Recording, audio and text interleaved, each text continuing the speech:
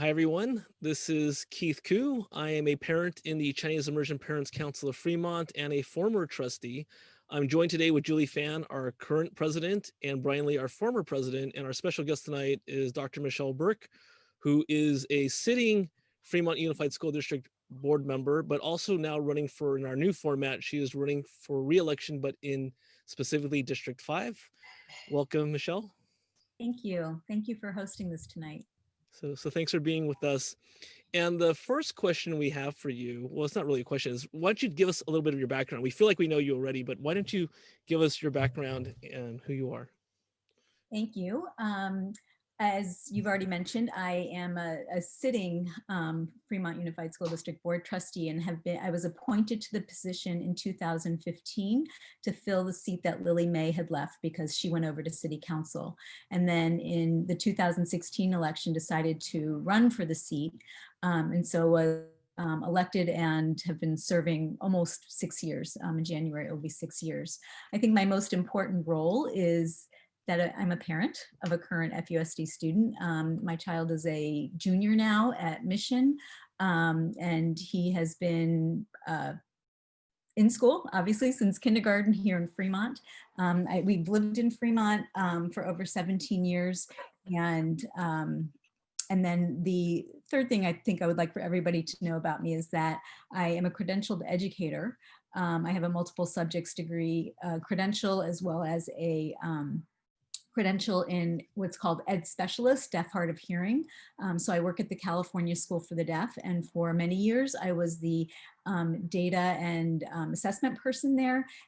And I also taught some classes, and I am now a principal in the early childhood education department. And with that, that leads back to my background because I received my PhD in speech, language, and hearing sciences. And my research study was looking at the shared reading practices of parents with their 3 to 5-year-old children. So that kind of lends itself to what I'm doing now as a principal. So that's a brief summary of who I am.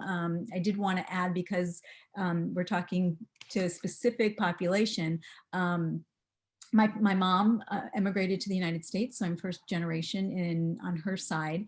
I was raised bilingually in our home, and then I went to a bilingual elementary school, for a couple years when I was definitely familiar and an advocate of bilingualism or trilingualism or or many more. And we've raised our son bilingually as well. Thank you.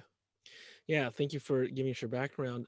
So as we mentioned earlier, you're unique in that we've done all the D4 and D5 candidates, but you're the only incumbent. And so through the registration process tonight, there are prepared questions from the attendees that are coming. So there'll be a mixture since you're a sitting board member.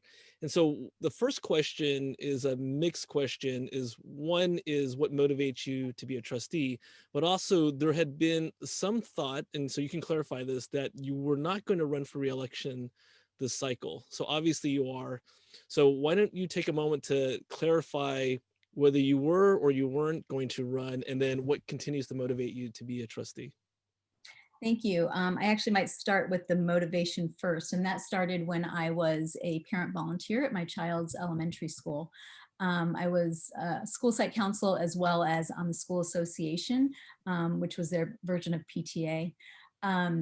And frequently we would get something that's, people would say, oh, well, you can do this because this is what the district allows, or you can't do this because the district says you can't. And the district was this very vague and uncertain kind of entity that was making decisions that really affected what we were allowed to do at our school site.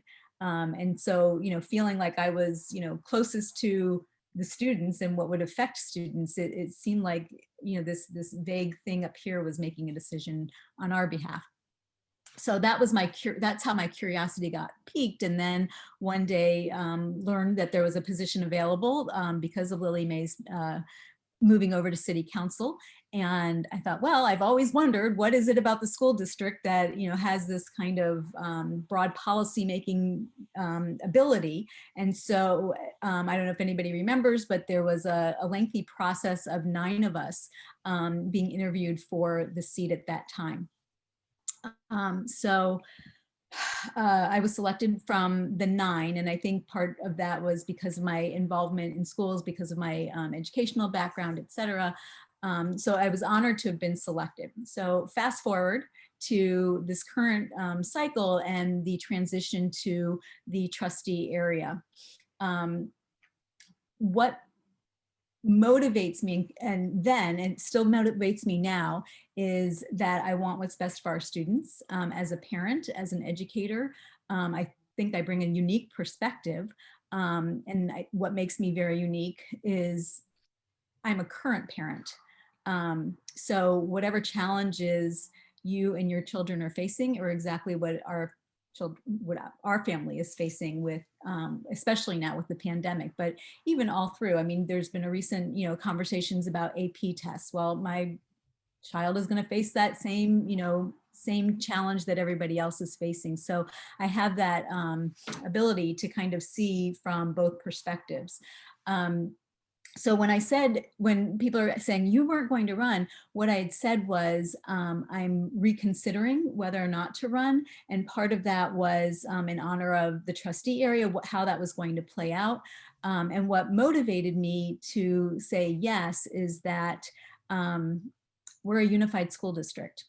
And in conversations, had heard that there were people who felt that there could be easily division amongst the 5 different trustee areas, and that we would result in a resort to, well, oh, American has this, but we don't, and we should have this, and that it becomes a battle for resources. And I felt very strongly that because I bring that unified perspective, because of the years that I've been serving, I would like to continue just to get us through this hump of the transition to the trustee area, so we can see what it would look like to be a unified district with 5 trustee areas. I That's hope that interesting. answers. Yeah, no, that's great. That's an interesting point that you're bringing up, because as we are moving to this district model, and Brian, Julie, and I do not live in your district, so we don't have a necessarily say dog in the hunt, so to speak. But do you think that that approach, in terms of there could be fiefdoms, that you want to take that unified approach, do you think that helps you or hurts you in particular to D5?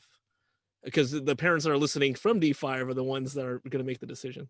Absolutely, absolutely. I think we've heard very many different voices within our district, within Trustee Area 5. We have people saying that I have not been the voice of their community, and that they would prefer somebody who is their voice. And again, I feel like I'm not only the voice of their community, but I'm the voice of 35,000 children and their families. So I feel that's what I've represented. That's what I bring to the table. So I recognize that there are people who don't agree with that and feel that whoever is elected should be beholden to a certain constituency that elected them into office. And I've had people tell me that straight to my face, that, that we shouldn't need to be thinking about the other children, that we should only think about the ones within our attendance area. Well, it's not attendance area, excuse me, but in our trustee area, because we have, pieces of Irvington as well. Got it. Uh, Again, since you are the incumbent, it's an interesting question to ask, but I think it's good to be heard. Is, what are your unique skill set and qualifications to be a trustee? Thank you. One of the things, I think if you ask people who have worked with me, whether it's on a subcommittee, whether it's on the board even, or at the school sites when I was a volunteer, a parent volunteer, most people know that I'm somebody who does my research. I don't just show up at a board meeting and read the board packet 5 minutes beforehand and ask questions that I, come off the top of my head. I typically, we get a board packet on Friday. I am very thorough in my analysis of it. I ask questions in advance. If there's a topic on there that I need to know something more about, I'll reach out to the people who can answer those questions for me. If there's something that is potentially controversial, I recognize that there are multiple perspectives, that, there's, and a recent example, of course, is the SROs, and had heard very loud and clear from members of some communities that we should just rip off the Band-Aid and get rid of an SRO.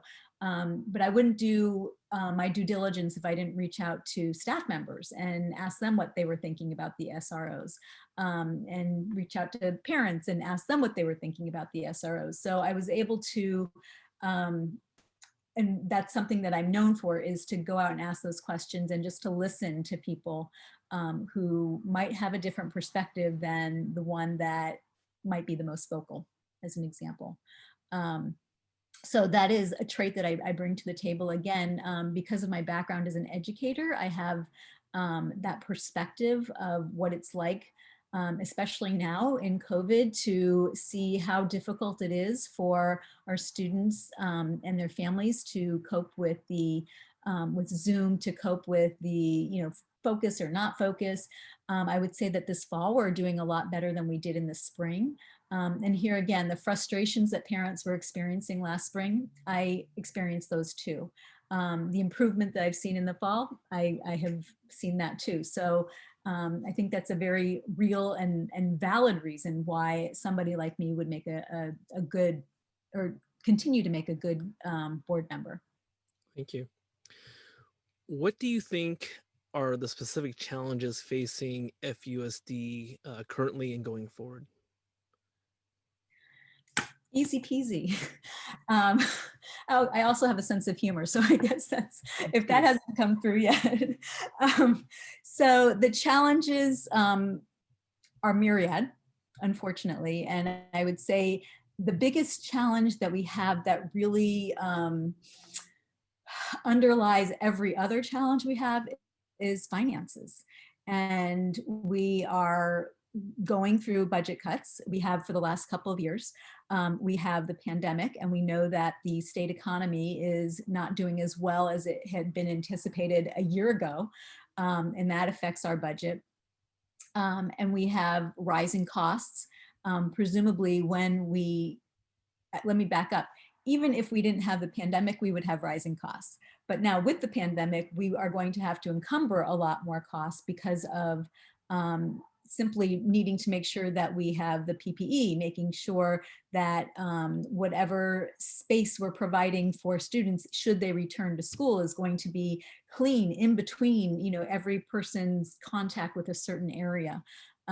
So we're going to have these costs, and if the feds or the state don't come through with those costs, that's going to have to come out of our general fund. So those, so that's very real. I wish I could say it was, isolated to Fremont, although I wouldn't want to say that either, but it's going to impact every single school district in the state of California. So that's our biggest challenge. We also, as you know, that affects this is the declining enrollment. And so for years, we were projecting our determining our budget based on increasing enrollment. And now we're now in a third year of declining enrollment. And again, with the pandemic, I think we're going to see this hiccup of perhaps more students are doing homeschool, or more students are going to be in a private school, feeling like they can get a different kind or better service that way. And that doesn't help us with trying to project 3 years out. So for those of you familiar, when we're told by the county and the state that we have to have a budget, we're told, January, we get the governor's proposed budget, we get a revise in May. And so we work with those numbers that we're given, but we're only given 1 year's worth of numbers, yet we have to project out for 3 years. So we have to provide 3 years worth of a budget, but we can only be guaranteed 1 year's worth of budget. And as we all knew this year, from January to May, huge change. And then that, and then we have to scramble to provide, oh my gosh, not only is it affecting this the first year, but now we have to look at the 2 out years. And I have to say, I feel like I'm answering more than my 2 or 3 minutes. So please feel No, free. no, Michelle, you can have as robust of an answer as you like, so that's Okay. fine. Okay. Yeah, Um, and so I think because you have such a unique perspective in understanding these challenges, what are your specific goals for the next cycle and beyond? What are you hoping to accomplish this go round? Well, I don't know if it's coming up in this conversation, but I would say that I have supported Prop 15, which is on the ballot right now. And the reason for that is it's closing some of the corporate loopholes that Prop 13 created. And we are guaranteed at least $16 million into Fremont Unified. So for me, that is, that's a big deal. And so I'm endorsing it for that reason. I would also, as much as we don't like to talk about taxes, I would consider that we need to go out for another parcel tax and have a better understanding within our community. As you know, we had one last March that did not pass. And I think that was a failure on our part to communicate the need. But I think now we're seeing that need. And so parcel tax might be within our future. We're also seeing that our bond, while we had, a couple $1 billion worth of need, our bond in 2014 only took care of $650 million worth of need. And if you've, listened to some of the conversations about facilities, or you've been in a school yourself, you'll see that we are still an aging school district, except for the brand new school, but we're an aging school district. So we have a lot of infrastructure needs. Our conversions will happen, but everything, I would say just about every project we have undertaken since 2014 has either had and has had an escalation or has taken longer. And part of that is because some of the natural disasters that happened, whether it was Katrina or the fires, but certainly it's made the cost of labor and materials escalate.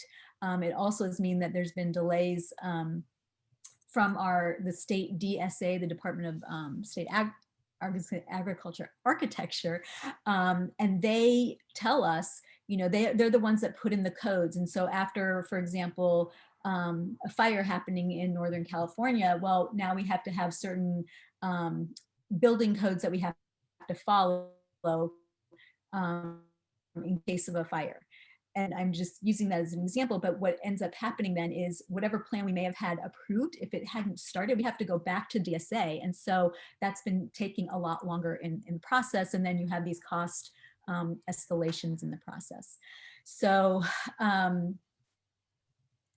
so that is one big thing we need to tackle, is how do we get our finances under control and bring in more revenue. I think in every conversation, it's either we cut or we bring in more revenue. And I'd like to weigh on the side of more revenue, because any cuts we do will inevitably lead to something close to students, and we're trying to avoid that. We're a very lean district. We have a very, you may have seen the figures before, but our the amount we get per student is one of the lowest in Alameda County. And yet, as we all know, Fremont is not a cheap place to live. We have the sadness that many of our teachers can't work in the community in which they are teaching. We have many secretaries and librarians and custodians who commute from long distances. So if there was any way to alleviate that, I would love to address that with some kind of housing program on our school sites, or something like that. Another thing that's not finance related, but somewhat related, is we need to take a deeper dive into our curriculum, because we've heard from a lot of students over the last 6 months, especially since the murder of George Floyd, that students are not reading or seeing themselves in our curriculum. They're certainly not seeing themselves in the teachers that are teaching them.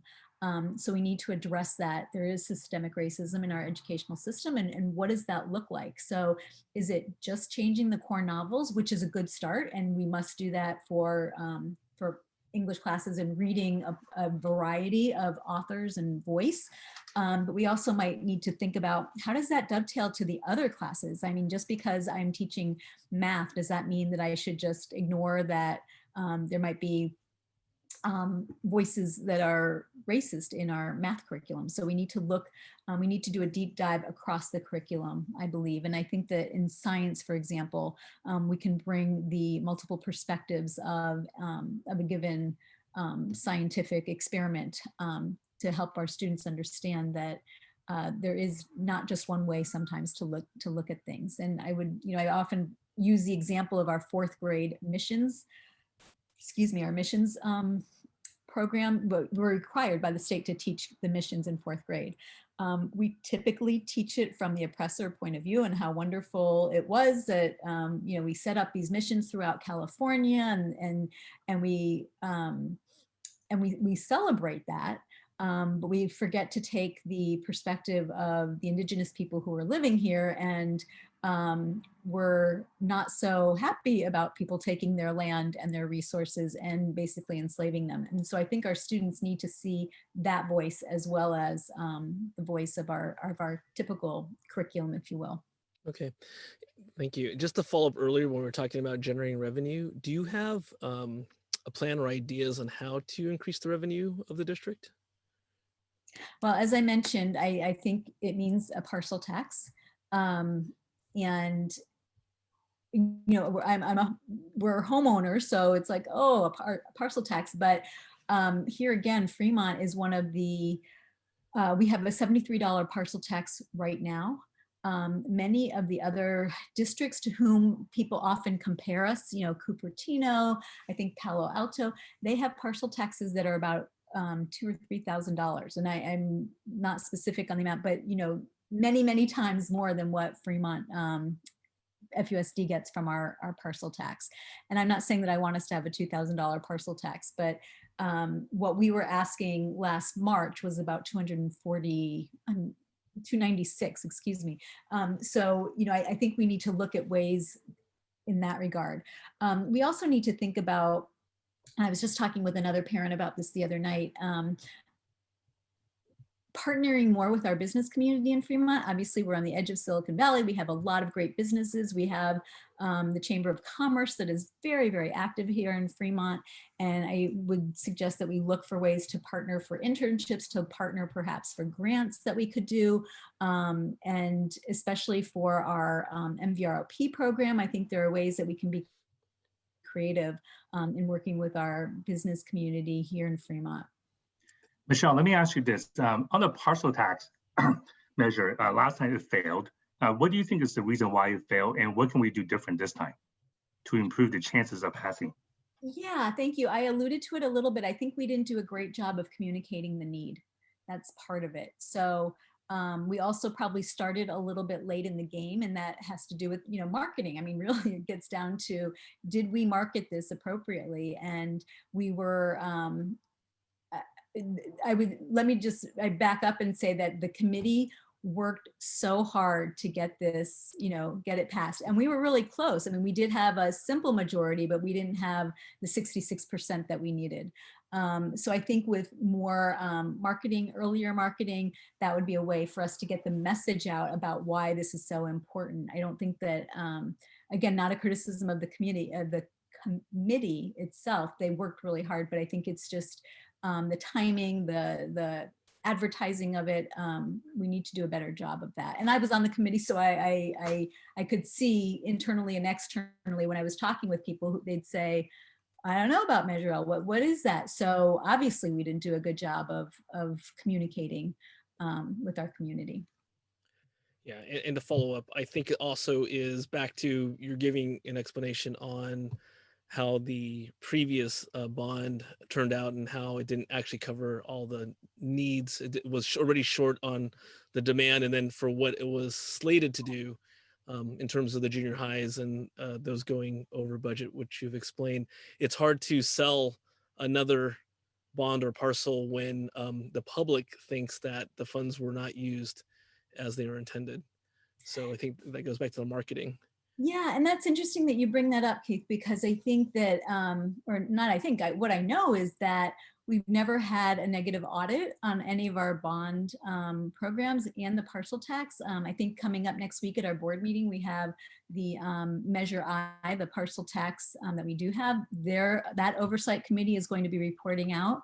And I don't think it's going to be a negative rating. So we've never had anybody tell us that we are not spending the money the way that it was sold, you know, the way that we were intending. But if you're saying and suggesting that there might be a It's an optics, right? an optics thing, yeah. So so we do, again, we need to do a better job of saying, hey, this is Measure E, and look at all, you know, we have this long list of things that have already been accomplished with Measure E. They're not sexy, if you will. I mean, new flooring, okay. New cabling, okay. You know, a brand new school, I mean, a conversion is a little bit more exciting, but some of the things aren't so apparent to the eye, but there was a lot of work that has gone into Measure E, and just about every school in our 42 school district has had something done, but it's not always that obvious, if you will. You know, a brand new building catches an eye.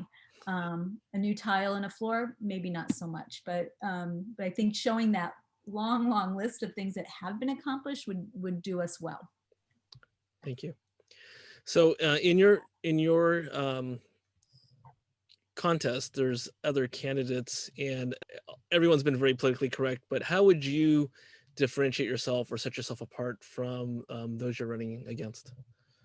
I've said this already. I'm a parent of a current FUSD student, and I think that makes my perspective a little bit more authentic, perhaps, than somebody who does not have a child in FUSD. I'm an educator, so I bring that unique understanding of what's going on, not just with, you know, what it means to be in a classroom, but the curriculum, what the state is asking for sometimes when it comes to testing or not testing, when it comes to, you know, I just have that perspective. And because it just so happens that the California School for the Deaf here in Fremont, where I work, is a state entity, you know, we hear things from CDE, the California Department of Education, that helps the work that I do on the board. So I think that does lend itself to having that unique perspective. I'm also very involved with IEPs, obviously, for working at the School for the Deaf. And as you know, we have a very active special ed committee within Fremont. And so I have that perspective as well, that it's more than just providing a speech language pathologist to a student. You know, we have to look at the wraparound services for students in whatever classroom environment that they're trying to access. Thanks. So, well, I have a question, is in terms of who do you view the stakeholders are in the district? I think there are several different stakeholders, and I would say the big stakeholder group has the least vote, and that would be our students. And one of the things that I've been proud of in the past 5.5 years is listening to student voice. So I think if you talk with some of our student board members, you would hear from them that I would reach out and ask them what their opinion is on something.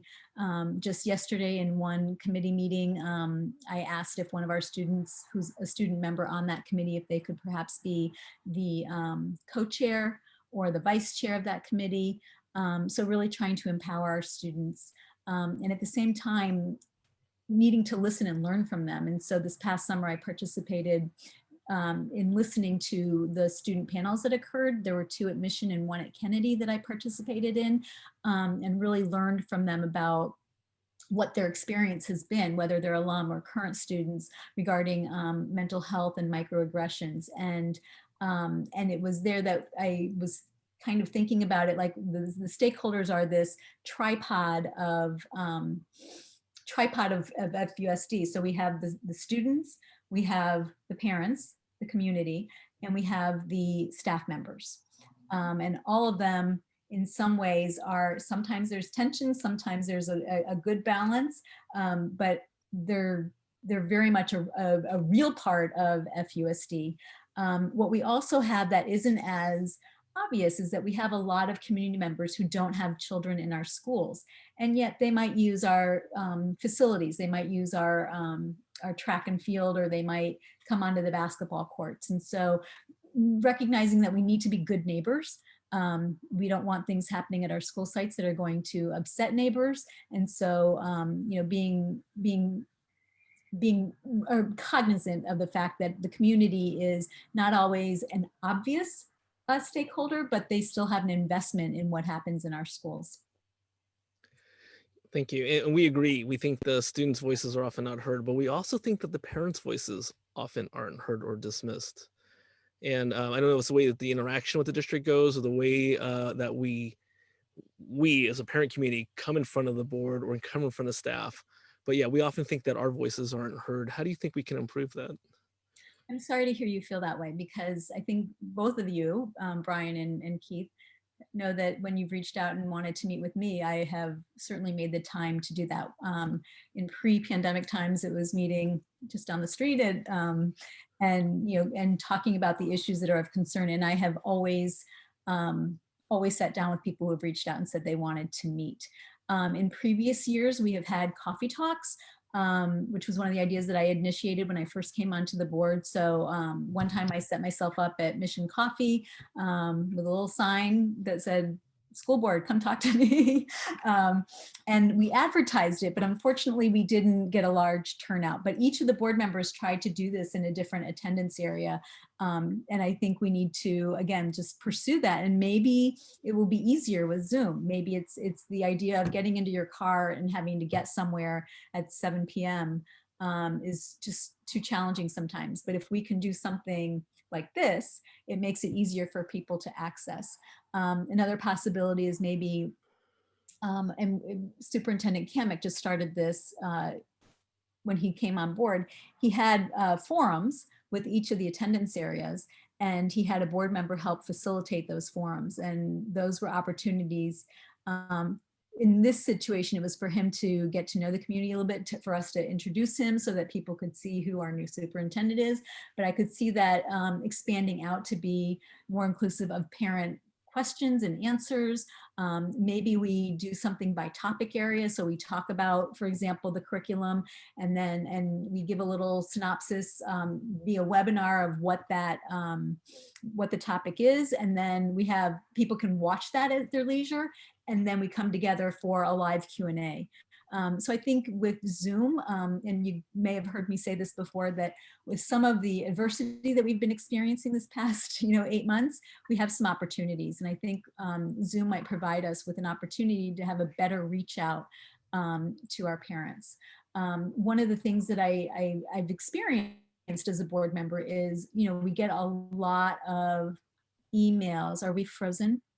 Are we frozen? Okay, keep going. Okay. As a board member, we get a lot of emails, and it sometimes becomes challenging to respond to each and every one. And so we need to figure out a better way to do that. Typically it centers around a certain issue that everybody, a group of people might be very passionate about.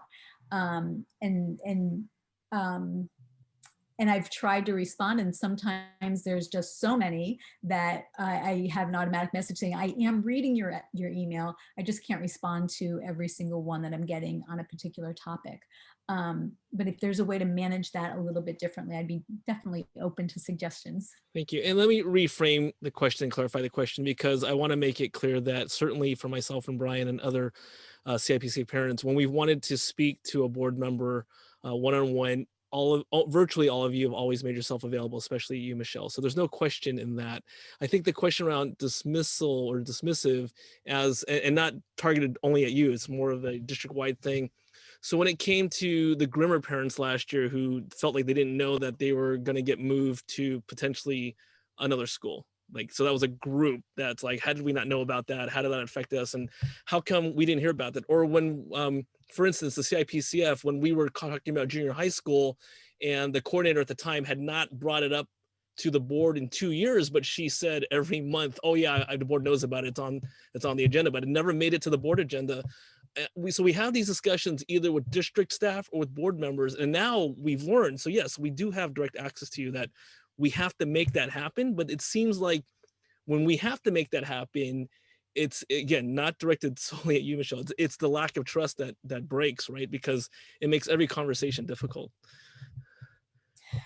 And I appreciate that. I think there are a couple things, and there's no intention here on your part, I realize, or on my part, to throw anybody under the bus, right? That's not the point of that kind of a question.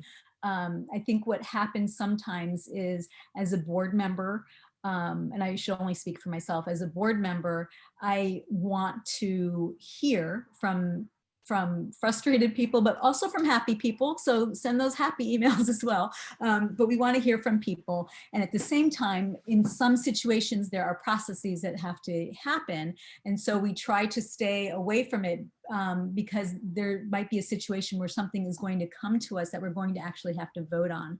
And so if it's something that a staff member has to deal with, if you remember, the role of a board member is more of a broad policy person. We don't, I can't call up Superintendent Kamick say, and hey, tomorrow I need you to do X, Y, and Z, right? He's an employee of 5 different members of the board. And so collectively, we give direction for the district.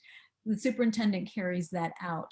I think what sometimes happens, especially in a district as large as ours, is that people feel like they don't have access, or it's not easy to access.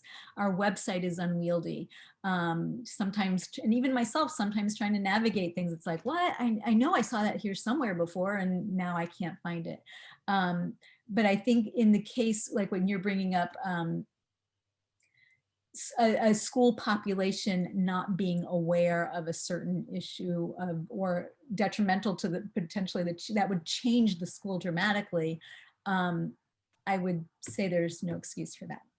That's personal. And once again, we're not saying that you're definitely accessible to have conversations with. It's really the interaction as a district as a whole. And we do certainly understand the position of board members and staff as in any organization. So thank you for the clarification.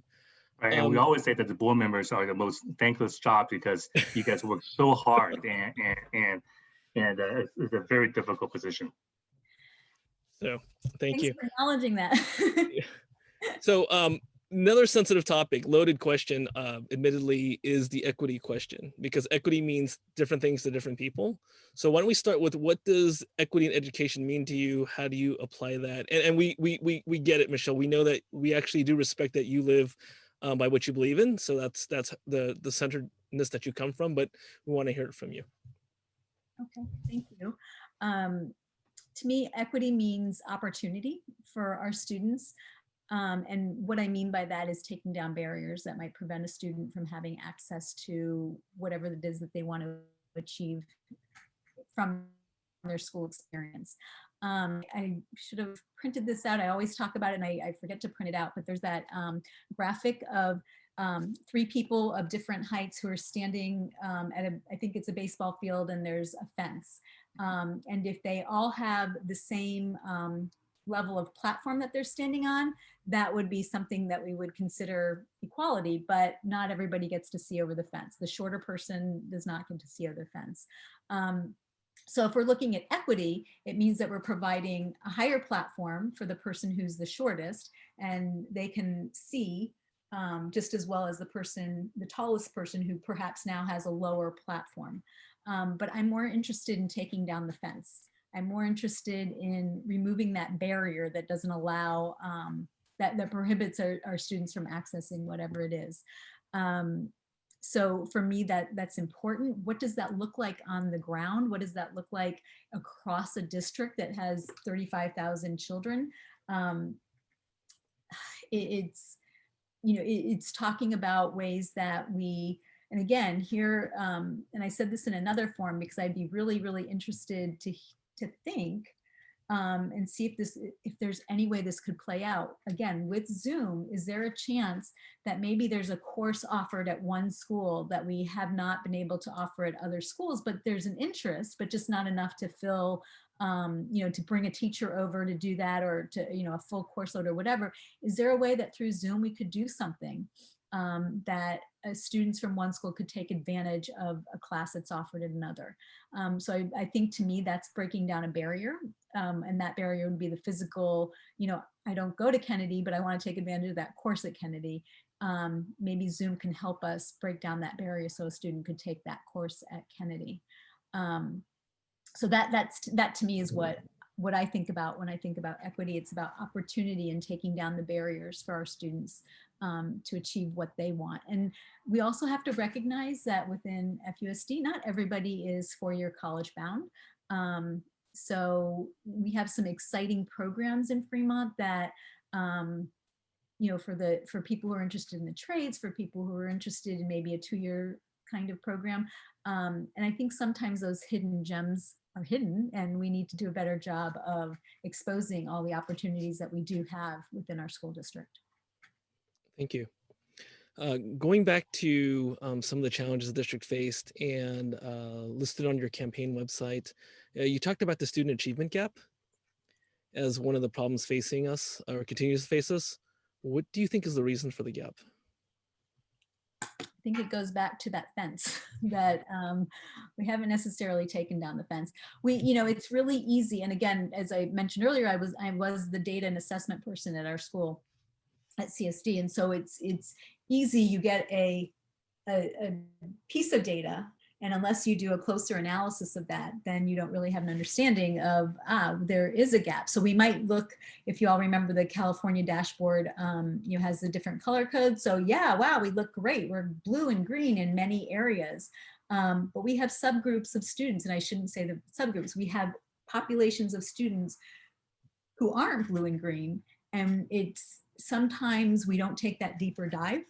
I think our LCAC committee is now doing that and taking a deeper dive and trying to address that with programs and funds to support them. So for example, at one of our middle schools at the last board meeting, we approved a math program that is specifically designed for students who aren't doing well in math.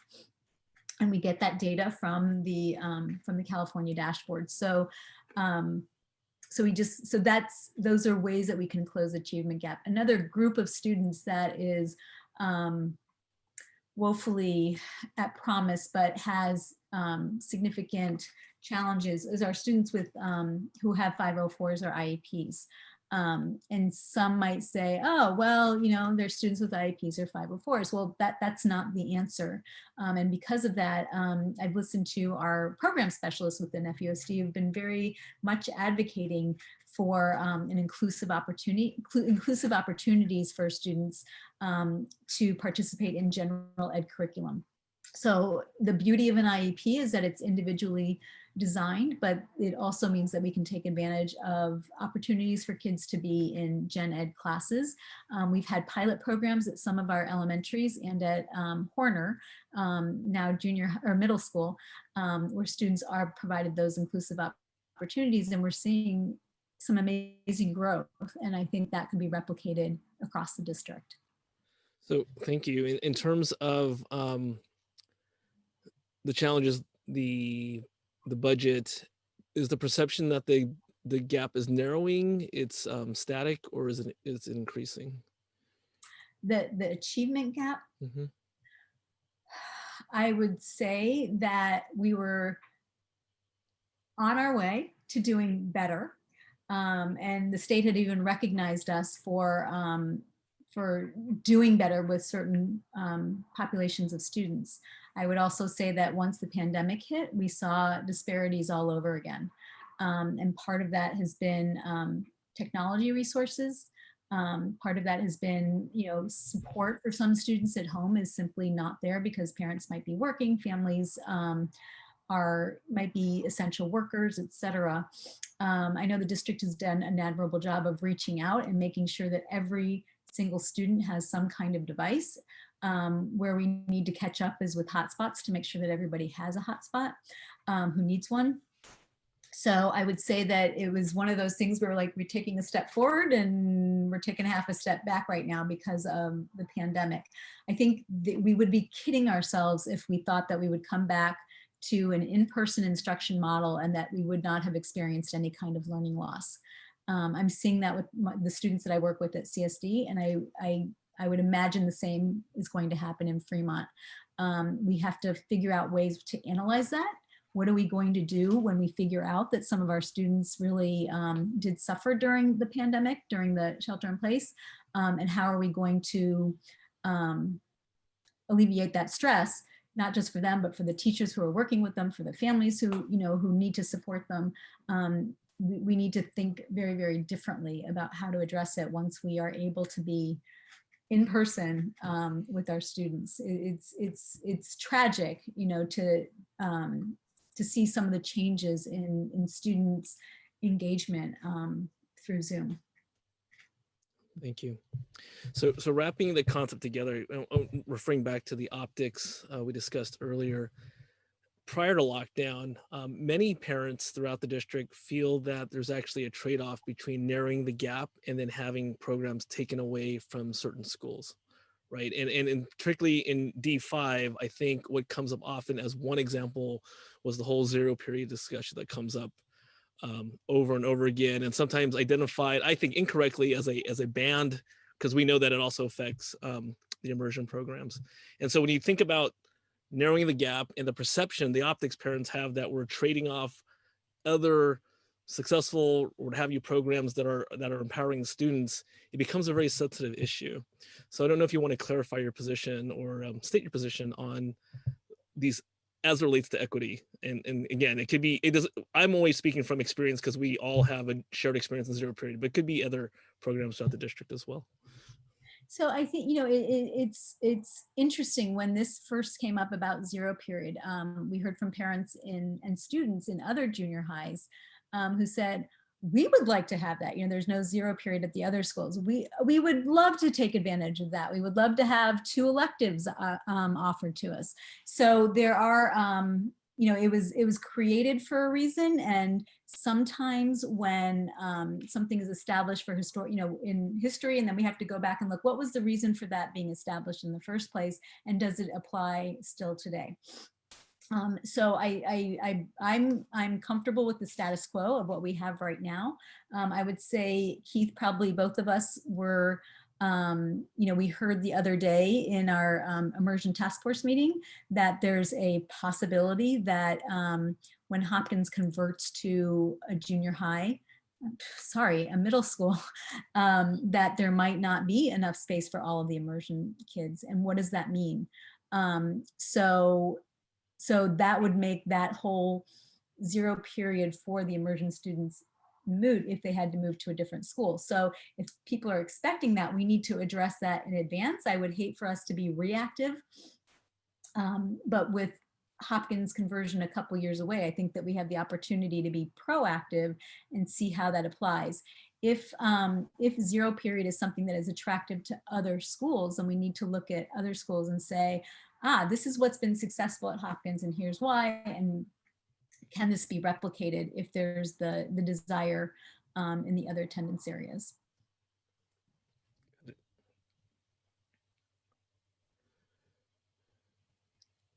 I'm not hearing you. Oh yeah, no, I'm going to the next question. Okay. So related to, we were just talking about one particular program. Just in general, it's being translated by some parents that it's taking things away from high performing or high achieving schools. Now, again, these are optics, and these are questions from throughout parents who know that we're meeting tonight. So this thought that you're taking, not you, Michelle, but the district is taking something away from high achieving or high performing students in order to, because it usually was couched as a cost conversation, right? So I'm glad to hear that you want the status quo, but the usual district response was due to cost cutting reasons, and zero period was in particular a relatively low cost perception from parents. So that is, I think, what was the sticking point in terms of choosing one program over another program or what have you. Can you form that in the way of a question? Because the question, because the way it's written is that how would you address the perception that when programs like Zero Period or other programs, because there are other programs throughout the district, we could talk about Irvington's performing arts, we could talk about Kennedy's block schedule. How do you articulate to parents who think that it's taking something away from them giving something to somebody else at the expense of something that they already have? That is the core of the question. And can I just also broaden the question a little bit? I think there's a general sentiment amongst parents. I don't want to say all parents, but some parents, that FUSD is more interested in narrowing the academic gap, by the achievement gap, by limiting the growth on the top, by restricting, unnecessarily restricting, whether it's AP exam or cutting classes, et cetera, and eliminating the choices on top, rather than boosting from the bottom. And I guess the question is, do you share that observation, and what's your outlook on that sentiment? I mean, what's your response to people feeling that way? I think it's hard sometimes when you're in the middle of it and it's affecting your child, that you might see it that way, that they're taking away an opportunity for my child. I don't necessarily agree with that. I think what happens is we have enrichment opportunities across the district. And what we're trying to do is not necessarily take those down, but we're trying to bring these up. So as an example, I just used earlier, we have this math program that we're implementing for certain students at one of our schools. It doesn't mean that other schools can't have that, but there are specific funds allocated to those students, so we can use those funds for those students. So I think sometimes the opportunity to have resources might not always be there, so it feels like, or it looks like, yeah, you're taking away from my kid to provide for another child. I don't think Fremont has ever been about that. I think we have been really good about enrichment opportunities, and I would say Mission is probably a good example of that. Just before this meeting, I was listening in on the Mission Possible meeting, and the principal there was stating that Mission, even though it's one of the smaller high schools, has the most AP course offerings. So again, I think that's enrichment. I think that's an opportunity. And there's no plan that I'm aware of that is to shut down any of those AP course offerings, unless of course there was not sufficient numbers of students enrolled or interested in taking those classes. So I appreciate you saying that it could be an optic. I don't, if there's specific examples of what that looks and feels like, I'd be interested in hearing that. Maybe not tonight, but it's fascinating. And again, being a parent and having that parent lens, and here is a very simplistic example. My kid loves sports, and going to Hopkins and going to Mission, and then going and competing in every other gym or field in this district, he always says, everybody else has a better gym or a better track and field than we do. We have the worst one in the district. So again, from his lens, which then he shares with me, and again, not as a board member, just as a parent, and you go in with that lens, and it's like, yeah, we do have a pretty dark, not so pleasant looking gym. It's not as fancy as Centerville, for example. But sometimes there's history that has created that opportunity for Centerville, and it hasn't been there. But then Hopkins has this fabulous band program that we were just alluding to earlier with the zero period that not all the schools have. So sometimes we have to, as a board member, you have to be okay that there are, like I said, there are gems in the district, and you said the block scheduling at Kennedy, that can be considered advantageous. In fact, now with COVID, we have all of our high schools, I think, are doing block scheduling. At least Mission is, and Irvington is as well. So I think we might perceive it as, oh my gosh, this isn't happening for my child, therefore we're losing out. But I think broadening that to how we are enriching the lives of all children, I think, is really important. Got it. Thank you. We do have one question from the audience. Have you ever wondered why the Fremont Teachers Union endorses you and another candidate at the same time to compete for one seat? Have I ever wondered why? The way the question's phrased is, do you have an opinion or hypothesis why the teachers union would support two candidates who are running for the same seat? The way that it was explained to me is that they very strongly about both myself and the other candidate, and felt that either one of us would be very capable of doing the job as a school board member. I don't want to put words in Fata's mouth, but I would also say that, you know, I have also received the endorsement of CSEA, which to me is significant because I work closely with the CSEA union, and, you know, that represents a different population within our school district. Okay. So I know we only have a few minutes left. I'm going to open it up for any other questions. Michelle, I have a question.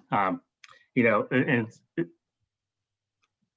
it could be a little awkward, a little sensitive, but I want to bring it up anyway.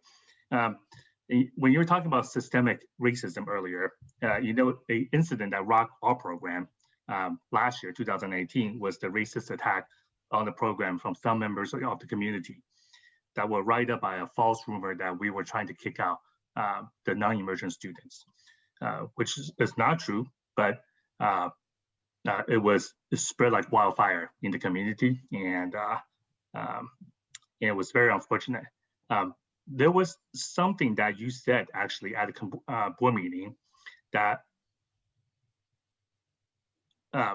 maybe due to a misunderstanding, I want to give you opportunity to explain, that rubbed people a little the wrong way. I think at the time you mentioned that something to the effect that both sides were at fault for that incident. I don't know if you remember this, and if so, what did you mean?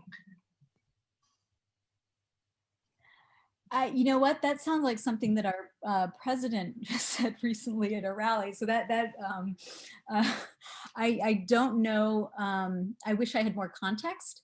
What I can and can't say. So there are some things that I can't say. There were things that happened behind the scenes that I was actively engaged in. And I wish I could explain that more. That's not fair to you all to say that and not be able to explain more. But there were things happening behind the scenes that I was advocating for. Let's just say that. The intent of, no, I can't speak to the intent of why what happened. I had learned, you know, I had, you know, you're right. It's not awkward. It's the reason it's awkward is because there are certain things that I cannot talk about. So suffice to say that I was aware, alarmed, concerned about how things transpired and expressed those concerns. I am also aware, and some of you may know, that I had encouraged a conversation between members, your trustees, and the new superintendent to really talk about what happened and to talk about how we can move forward in a healthy way. So again, sometimes things happen behind the scenes that not everybody in the community or the public is aware of, but it's I would like to think that all board members are doing their best to advocate to make sure that we don't have incidences like that happen again. All right.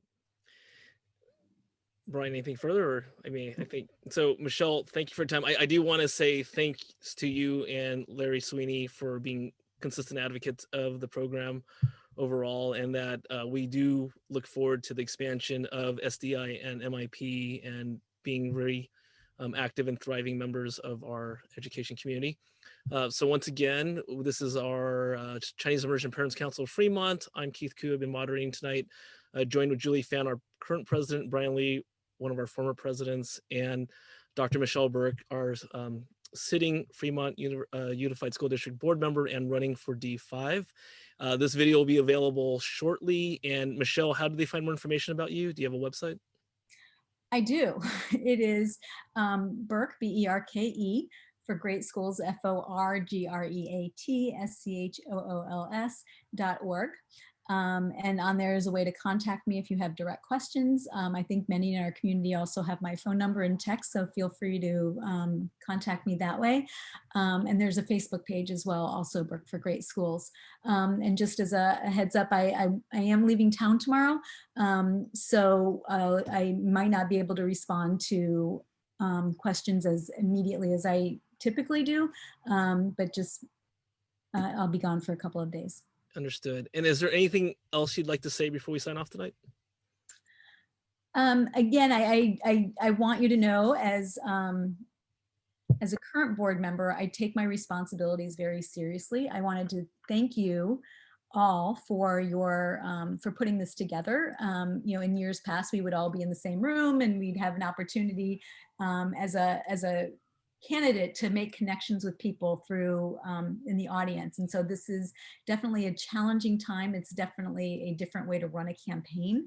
And so that's been interesting for me, you know, to have that experience 4 years ago and to do it again. And what I've told people is that running the campaign has been almost like having a baby. You kind of forget the pain until you go through it again, and then you're, oh yeah, now I remember why this was not as much fun as it could be. But I would say I really love the work of being on the board more than campaigning. So I'll put that out there.